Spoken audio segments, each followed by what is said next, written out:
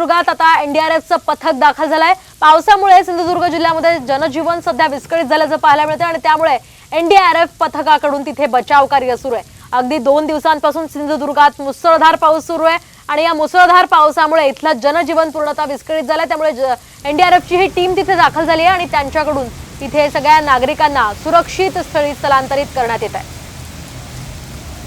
अनेकांच्या घरांमध्ये यामुळे पाणी शिरलेलं आहे, दुकानांमध्ये पाणी शिरलेलं आहे। लाखोंचं दुकानदारांचं नुकसान सुद्धा सिंधुदुर्गात अनेक ठिकाणी झालेलं आहे। अक्षरशः बाजारपेठांमध्ये सुद्धा पाणी शिरलेलं होतं आणि त्यामुळे आता एनडीआरएफची टीम या ठिकाणी दाखल झाली आहे आणि त्यांच्याकडून इथे बचाव कार्य केलं जात आहे। आपण पाहतोय साधारणतः गुडघ्याएवढं पाणी अनेक ठिकाणी सिंधुदुर्गात आहे आणि त्यामुळे नागरिकांचं जनजीवन यामुळे विस्कळीत झालेलं आहे।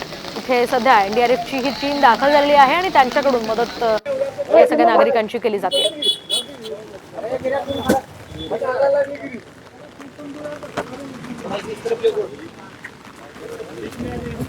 या संदर्भात आपण अधिक माहिती जाणून घेऊयात आमचे प्रतिनिधी विनायक वंजारे यांच्याकडून। विनायक, काय सांगाल, एनडीआरएफच्या टीम कडून कशा प्रकारे या ठिकाणी बचाव कार्य सुरू आहे?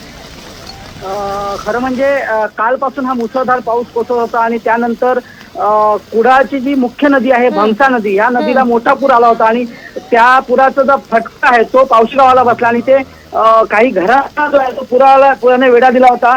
सध्या इथे एनडीआरएफची टीम दाखल झाली आणि या टीम कडून जी लोक अडकली होती त्या लोकांना आता बाहेर काढण्याचं काम सुरू आहे। तिथे कुडाळचे जे तहसीलदार वीरसिंग वसावे हे स्वतः या बचाव कार्यात दाखल झाले आणि तेही लोकांना मदत करत आहेत आणि एकूणच एनडीआरएफची टीम आहे ती या लोकांना बाहेर काढण्याचा प्रयत्न करत आहे। अगदी नक्कीच विनायक, या संदर्भातला सगळा आढावा तुमच्याकडून घेत राहणार आहोत। तुर्तास धन्यवाद दिलेल्या या सविस्तर माहितीसाठी। आपण पाहतो एनडीआरएफच्या या टीम कडून सध्या इथे बचाव कार्य केलं जात आहे।